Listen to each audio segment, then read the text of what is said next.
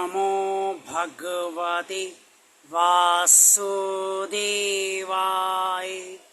जय श्री हरि, जय श्री भगवान विष्णु जी, जय श्री भगवान कृष्ण जी।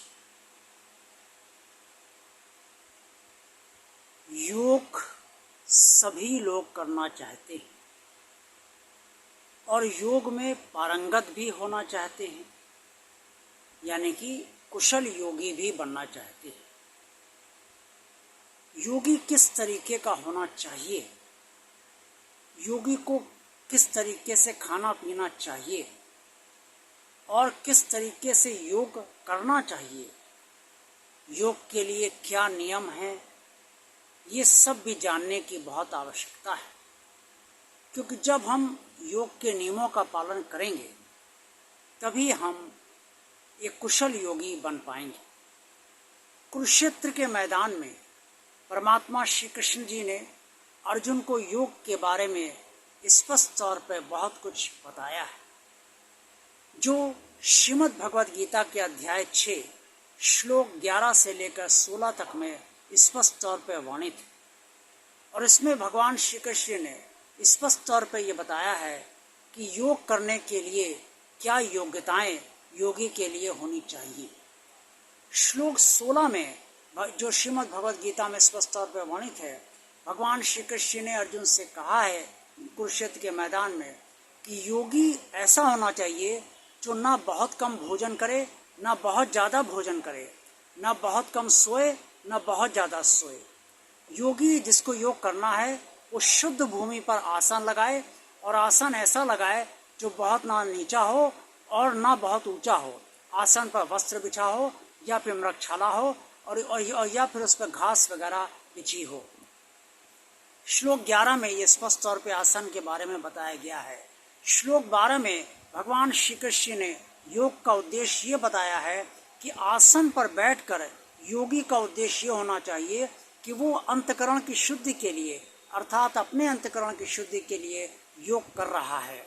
श्लोक 13 में भगवान श्री कृष्ण ने कुरुक्षेत्र के मैदान में अर्जुन को ये बताया है कि योग करते समय योगी को अपना शरीर, सिर, गला स्थिर रखना चाहिए। इधर उधर गला, सिर और शरीर को नहीं घुमाना फिरना चाहिए, और दृष्टि को यानी कि आँखों को नासिका के आगे भाग पर जमाए रखना चाहिए और अन्य तरफ नहीं देखना चाहिए। दृष्टि योगी की नासिका के आगे भाग पर रहे।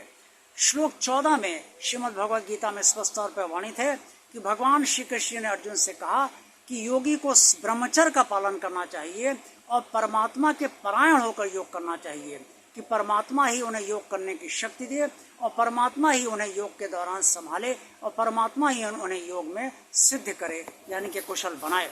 जैसे जैसे श्लोक 15 में स्पष्ट तौर पे श्रीमद् भगवद गीता में वर्णित है, जो भगवान श्री कृष्ण ने कुरुक्षेत्र के मैदान में कहा है कि जैसे जैसे योगी कुशल होता जाता है, योग में आरूढ़ होता जाता है, योग में पारंगत होता जाता है, वैसे वैसे वो उसे परमानंद प्राप्त होता है, यानी कि परमात्मा से जुड़ता जाता है, उसे परमानंद की अनुभूति होती जाती है और उसे परम शांति प्राप्त होने लगती है।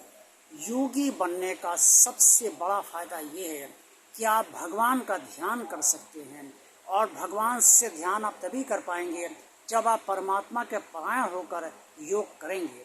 और जब अंतकरण की शुद्धि के लिए योग करेंगे तो अंतकरण जब शुद्ध होगा तो परमात्मा से जुड़ेगा, और जब अंतकरण परमात्मा से जुड़ेगा तो जैसे जैसे जुड़ता जाएगा, वैसे जैसे जैसे जुड़ाव अंतकरण का बढ़ता जाएगा, वैसे वैसे परमात्मा से आपका जुड़ाव बढ़ता जाएगा, सानिध्य बढ़ता जाएगा, मन एकाग्र होता जाएगा परमात्मा में, बुद्धि एकाग्र होती जाएगी परमात्मा में, चित्त परमात्मा में रमण करने लगेगा, और तब आप कुशल योगी बन पाएंगे। और जब इस तरीके की योग की स्थिति आ जाएगी तब आप परमात्मा से ध्यान में बहुत सी ऐसी बातें भी पूछ लेंगे जो आप अभी तक नहीं पूछ पाते हैं। इसलिए अगर आप योग करना चाहते हैं और ये चाहते हैं कि परमात्मा से आप अपने प्रश्न का उत्तर लें, परमात्मा की इच्छा जाने और परमात्मा से बात करें, तो योग में आरूढ़ होना, योग में पारंगत होना और योग में कुशल होना आपके लिए बहुत परमावश्यक है। लेकिन इसके लिए जो भी आपको नियम और कायदे बताए गए हैं उसका पालन आपको अवश्य करना चाहिए। इसके लिए आप श्रीमद् भगवद गीता का अध्याय 6 भी अवश्य पढ़ सकते हैं और आपको पढ़ना भी चाहिए अगर आप योग करना चाहते हैं तो। परमात्मा से योग के अंतर्गत आरूढ़ रहते हुए परमात्मा से बात करना चाहते हैं तो ध्यान योग बहुत ही कुशल योग है, लेकिन इसमें कुशलता तभी प्राप्त की जा सकती है जब साधक को पूरी तरीके से परमात्मा के प्रति परायण रहने का दृढ़ निश्चय हो, और तभी वो एक कुशल योगी बन पाएगा। क्योंकि जो भी होता है वो परमात्मा की कृपा से ही होता है। बिना परमात्मा की कृपा से परमात्मा का ध्यान नहीं किया जा सकता। बिना परमात्मा की कृपा के परमात्मा से आप बात नहीं कर सकते, और बिना परमात्मा के आशीर्वाद से आप कुशल योगी बन नहीं सकते हैं। ये सदा ध्यान रखिए कि आप परमात्मा से जुड़ना चाहते हैं और परमात्मा में ही निवास करना चाहते हैं, तभी योग आपका सफल हो पाएगा। देखते रहिए भगवान और आप चैनल। वीडियो पसंद आया तो लाइक कीजिए, चैनल को सब्सक्राइब कीजिए। सब्सक्राइब करते समय बेल आइकन को आप टच जरूर कीजिए और उसे ताकि भगवान और उसे प्रेस अवश्य कीजिए ताकि भगवान आप चैनल के जितने भी वीडियोस और शॉर्ट है वो आप तक तुरंत पहुंच जाएं और आप उसका तुरंत आनंद ले सकें। इस चैनल को ज़्यादा से ज़्यादा लोगों को शेयर कीजिए ताकि आप सबकी तरह अन्य लोग भी इस चैनल से लाभान्वित होते रहे। और कमेंट्स बॉक्स में आप सब जो कुछ भी कहना चाहें वो अवश्य कहिए। देखते रहिए भगवान और आप चैनल। आप सबका दिन शुभ और मंगलमय हो। ओम नमो भगवते वासुदेवाय। जय श्री हरि, जय श्री भगवान विष्णु जी, जय श्री भगवान कृष्ण जी।